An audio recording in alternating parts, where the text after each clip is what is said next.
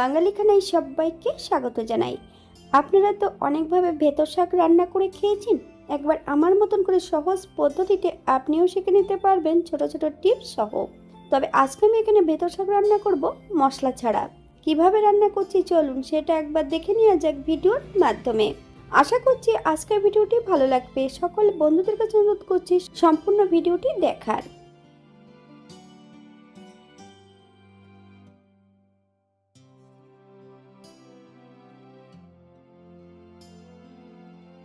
এখানে আমি আগের থেকে বেশ কিছুটা ভেতর শাক ধুয়ে রেখেছি। শাকগুলোকে বেশ সরু সরু করে কেটে নেব।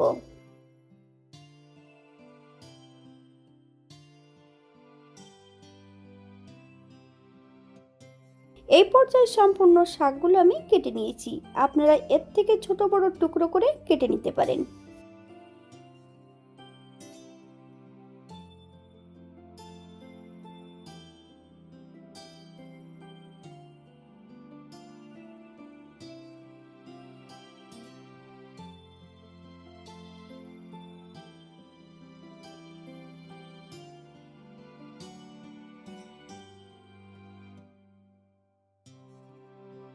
একটা কড়াইতে বেশ কিছুটা সর্ষের তেল অ্যাড করব।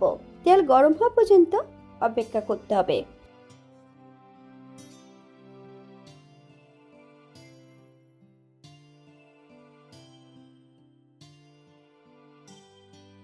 ফোড়নে রেখেছি কালো জিরে।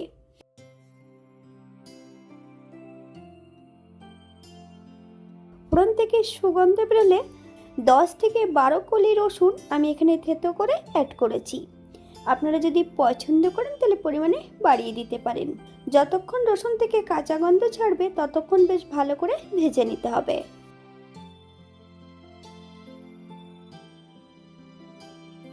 কেটে রাখা সম্পূর্ণ শাকগুলো অ্যাড করে দেব।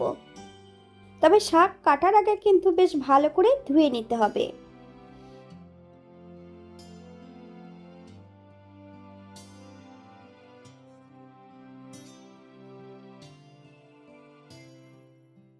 তবে শাকটা যখন অ্যাড করতে হবে কড়াইতে গ্যাসের ফ্লেমটা কিন্তু হাইতে রেখে হাই ফ্লেমে বেশ কিছু সময় শাকটা রান্না করে নিতে হবে।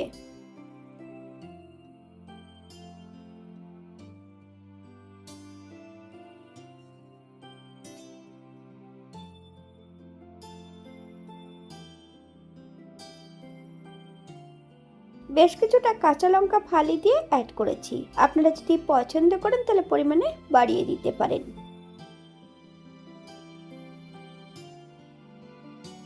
হাফ চামচ লবণ, আপনার স্বাদ অনুসারে লবণটা অ্যাড করবেন।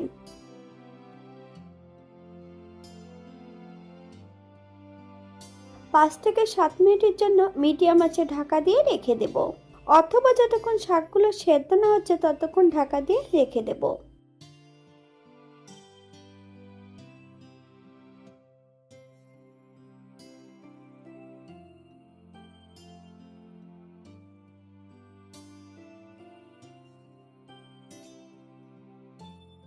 সাত মিনিট পর হাফ চামচ হলুদের গুঁড়ো,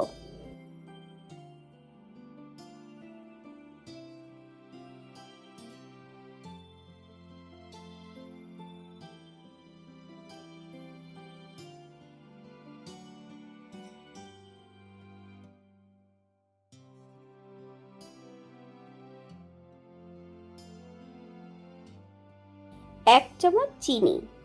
আপনারা যদি পছন্দ করেন তাহলে পরিমাণে বাড়িয়ে দিতে পারেন। চিনি অ্যাড করার পর গ্যাসের ফ্লেমটা মিডিয়ামে রেখে বেশ কিছু সময় রান্না করে নেব।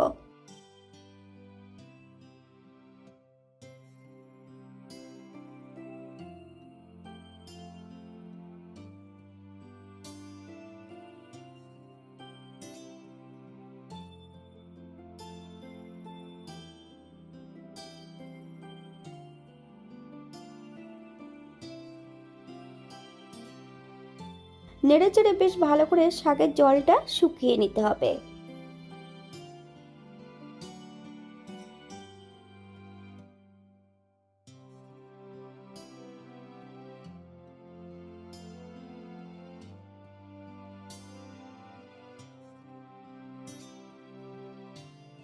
এই পর্যায়ে আমি গ্যাসের ফ্লেমটা অফ করে দেব। 5 মিনিটের জন্য স্ট্যান্ডিং টাইম দেব, তারপর সার্ভ করব।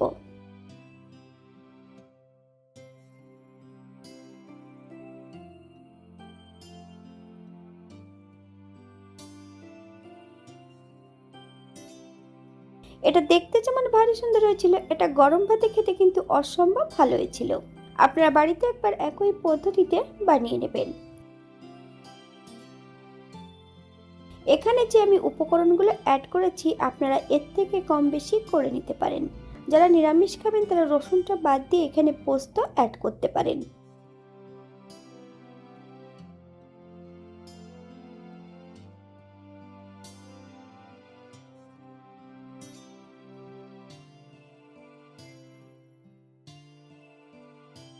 আজকের ভিডিওটি এই পর্যন্ত। সবাই সুস্থ থাকবেন, ভালো থাকবেন। অন্যদিন নতুন রেসিপি নিয়ে আপনাদের সামনে আবার আমি হাজির হব।